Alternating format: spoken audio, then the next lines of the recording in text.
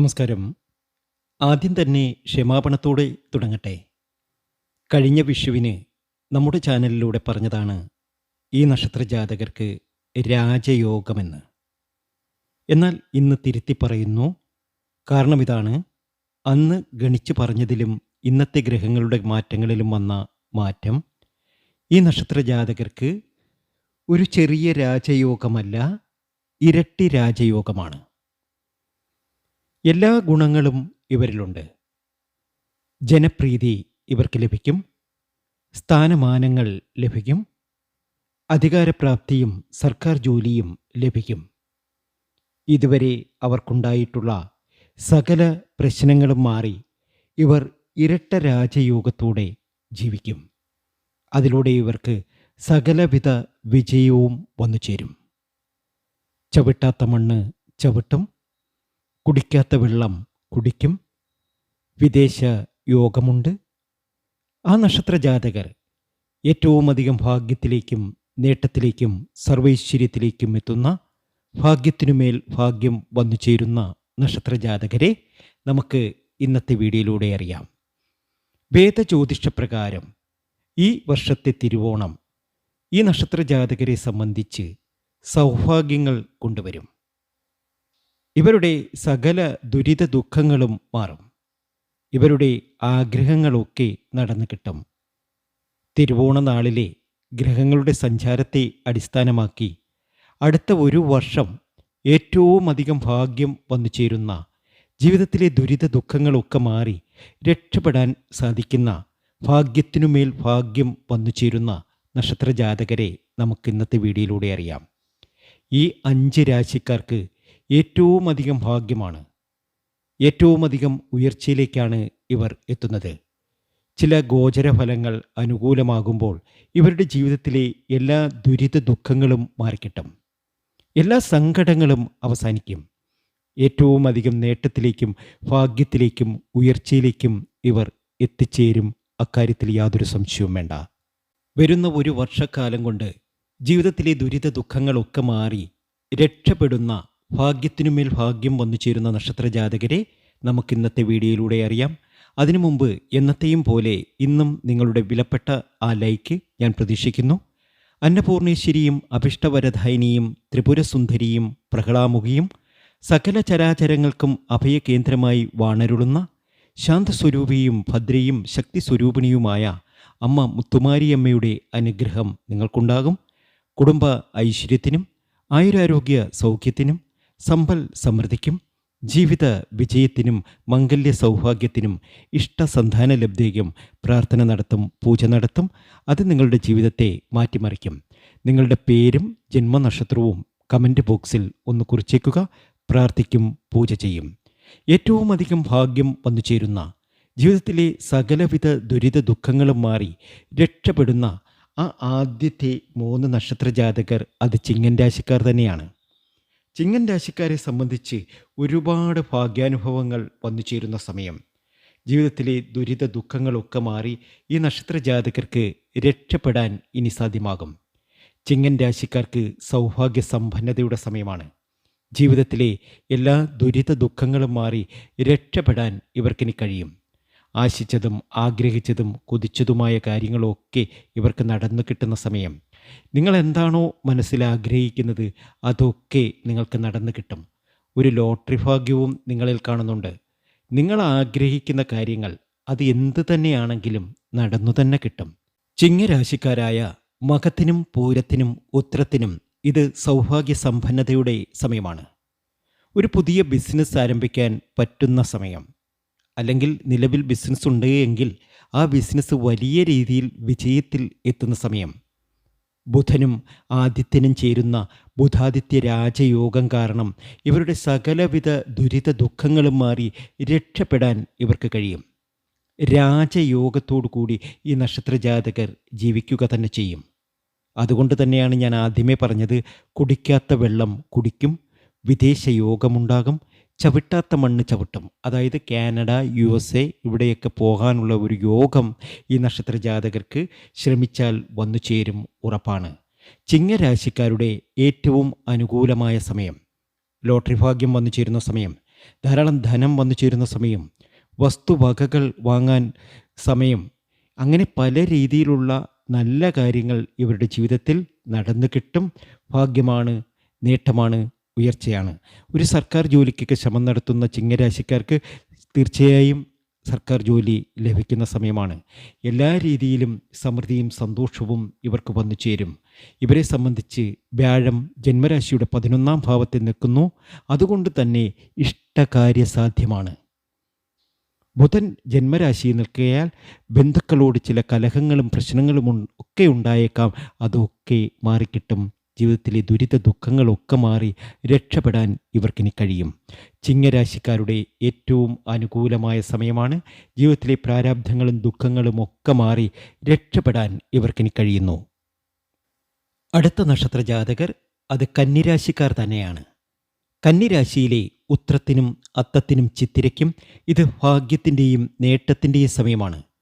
ചൊവ്വയുടെ സ്വാധീനം കാരണം ദേഷ്യവും കുടുംബത്തിലും സുഹൃത്ത് ബന്ധങ്ങളിലും പ്രശ്നങ്ങളും ഇവർക്ക് ഉണ്ടാകുന്നതായി കാണുന്നുണ്ട്. എന്നാൽ അതൊക്കെ മാറി എല്ലാ രീതിയിലും സൗഭാഗ്യ സമ്പന്നതയിൽ എത്തിച്ചേരും ഈ നക്ഷത്ര ജാതകർ. ഭൂമിയൊക്കെ വാങ്ങാൻ ആഗ്രഹിക്കുന്നവർക്ക് ഈ ഒരു സമയത്ത് നടന്നു കിട്ടും. അതുപോലെ തന്നെ നിയമപ്രശ്നങ്ങളിൽ കുരുങ്ങിക്കിടക്കുന്നവർക്ക് അനുകൂലമായ ഒരു വിധി വന്നു ചേരും. ഈ തിരുവോണം ഈ നക്ഷത്ര ജാതകരെ സംബന്ധിച്ച് ഭാഗ്യത്തിൻ്റെയും നേട്ടത്തിൻ്റെയും സൗഭാഗ്യത്തിൻ്റെയും സമയം തന്നെയാണ്. തിരുവോണം കഴിഞ്ഞതോടുകൂടി ഇവരുടെ സകല കഷ്ടപ്പാടുകളും മാറി. കന്നിരാശിയിൽപ്പെട്ട ഉത്രവും അത്തവും ചിത്തിരയും ഇനി നല്ല നിലയിൽ തന്നെ എത്തിച്ചേരും. ഇതിനെ നമുക്ക് ഇരട്ട രാജയോഗം എന്ന് വിളിക്കാം. ഇരട്ട രാജയോഗത്തോടുകൂടി ഇവർ സകലതും നേടിയെടുക്കും. ജീവിതത്തിലെ എല്ലാ ദുരിത ദുഃഖങ്ങളും മാറുന്നതായി കാണുവാൻ സാധിക്കും. ആശിച്ചതും ആഗ്രഹിച്ചതും കൊതിച്ചതുമായ കാര്യങ്ങളൊക്കെ ഇവർക്ക് നേടിയെടുക്കാൻ കഴിയും. ഉത്രത്തിനും അത്തത്തിനും ചിത്തിരയ്ക്കും ലോട്ടറി ഭാഗ്യമുണ്ട്. വിദേശത്ത് പോകാനുള്ള യോഗമുണ്ട്. എല്ലാ രീതിയിലും സൗഭാഗ്യ സമ്പന്നതയിലെത്താൻ സാധിക്കും. കടങ്ങളൊക്കെ ഉണ്ടെങ്കിൽ ആ കടങ്ങളൊക്കെ മാറിക്കിട്ടുന്നതായി കാണുവാൻ സാധിക്കും. ഭാഗ്യമാണ്, നേട്ടമാണ്, ഉയർച്ചയാണ്. ശംഭോ മഹാദേവ എന്നൊന്ന് കമൻറ്റ് ബോക്സിൽ കുറിച്ചേക്കണേ. തീർച്ചയായും മഹാദേവൻ്റെ അനുഗ്രഹം ഉത്രത്തിനും അത്തത്തിനും ചിത്തിരയ്ക്കും ഇനിയുണ്ടാകും. ഭാഗ്യമാണ്, നേട്ടമാണ്, സർവൈശ്വര്യമാണ്. അടുത്ത നക്ഷത്ര ജാതകർ കുംഭരാശിക്കാരാണ്. കുംഭരാശിയിലെ അവിട്ടത്തിനും ചതയത്തിനും പൂരുരുട്ടാതിക്കും ഇനി ഭാഗ്യത്തിൻ്റെ സമയമാണ്. കുംഭരാശിക്കാരെ സംബന്ധിച്ച് ഒരുപാട് ദുരിത ദുഃഖങ്ങൾ അനുഭവിച്ച സമയം തന്നെയായിരുന്നു. എന്നാൽ അതൊക്കെ മാറി ഒരുപാട് നേട്ടവും ഭാഗ്യവും ഉയർച്ചയും ഒക്കെ വന്നു ചേരുന്നു. ശനി ജന്മരാശിയുടെ 2-ാം ഭാവത്തിൽ നിൽക്കുന്നു. ഇവരെ സംബന്ധിച്ച് ഒരുപാട് കഷ്ടതകൾ തന്നെയായിരുന്നു. ഒരുപാട് അനുഭവിക്കുന്നു. 7-ാം ശനിയുടെ കാലം കേസു വഴക്കുകൾ ഉണ്ടായിട്ടുണ്ടാകാം. മാതൃവഴിയും പിതൃവഴിയും അരിഷ്ടതകളൊക്കെ ഉണ്ടായിട്ടുണ്ടാകാം. ഭാര്യയ്ക്കും സന്താനങ്ങൾക്ക് രോഗപീഡയും അതുപോലെ തന്നെ കൃഷി ധാന്യങ്ങൾ ഇവയിൽ നിന്നും ഒക്കെ ഒരു ആദായമെടുക്കാൻ കഴിയാത്ത ഒരു അവസ്ഥയൊക്കെ ഉണ്ടായേക്കാം. രോഗപീഡ, അങ്ങനെ പലവിധ പ്രശ്നങ്ങൾ ഇവർക്കുണ്ടാകാം. മനക്ലേശങ്ങളുണ്ടാകാം. എന്നാൽ തിരുവോണത്തിന് ശേഷം ഈ നക്ഷത്ര ജാതകരെ സംബന്ധിച്ച് ഭാഗ്യാനുഭവങ്ങൾ ഒരുപാട് വന്നു ചേരും. ജീവിതത്തിലെ ദുരിത ദുഃഖങ്ങളൊക്കെ മാറി രക്ഷപ്പെടാൻ ഇവർക്ക് കഴിയും. വ്യാഴം ജന്മരാശിയുടെ 5-ാം ഭാവത്തിൽ നിൽക്കുന്നു. അതുകൊണ്ട് തന്നെ ഒരു പുതിയ വാഹനം അല്ലെങ്കിൽ സന്താനഭാഗ്യം വന്നു ചേരാനുള്ള യോഗമുണ്ട്.